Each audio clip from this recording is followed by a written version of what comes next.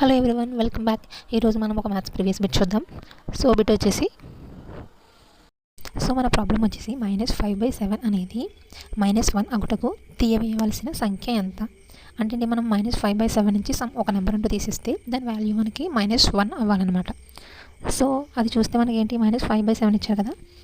So -5/7 నుంచి some value అంటే ఏంటి ఎక్స్ తీసేస్తే దాని వాల్యూ మనకి -1 రావాలి.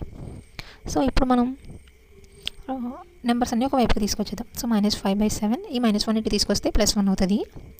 సో ఈ ఎక్స్ని ఇటు తీసుకొచ్చేస్తే +x అవుతుంది. సో ఇప్పుడు ఎల్సిఎం చేయండి. -5 + 7/7 = x.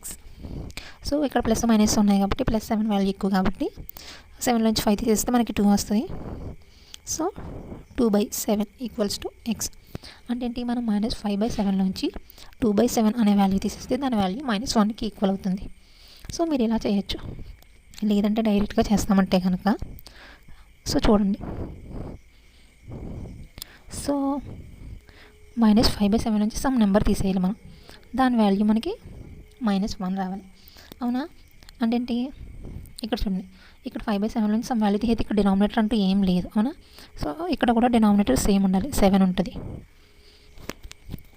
సో ఇక్కడ ఆల్రెడీ మైనస్ ఉంది, ఇక్కడ కూడా మైనస్ ఉంది, మనకి ఇక్కడ కూడా మైనస్ ఉంది. అంటే ఇవి రెండింటిని యాడ్ చేయాలి అండ్ దాని వాల్యూ మనకి -1 రావాలి. అంటే ఇక్కడ డినామినేటర్లో 7 ఉంది కాబట్టి ఈ పైన కూడా మనం ఈ 2 వాల్యూస్ని టోటల్ చేస్తే మనకి 7కి ఈక్వల్ అవ్వాలి. అంటే ఇక్కడ మనకి ఆల్రెడీ -5 ఉంది.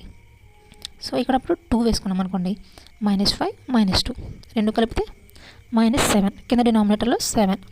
సో 7 క్యాన్సిల్ అయిపోయి మనకి వాల్యూ -1 వస్తుంది. సో ఈ 2 మెథడ్స్లో మనం ఏదైనా చేయొచ్చు.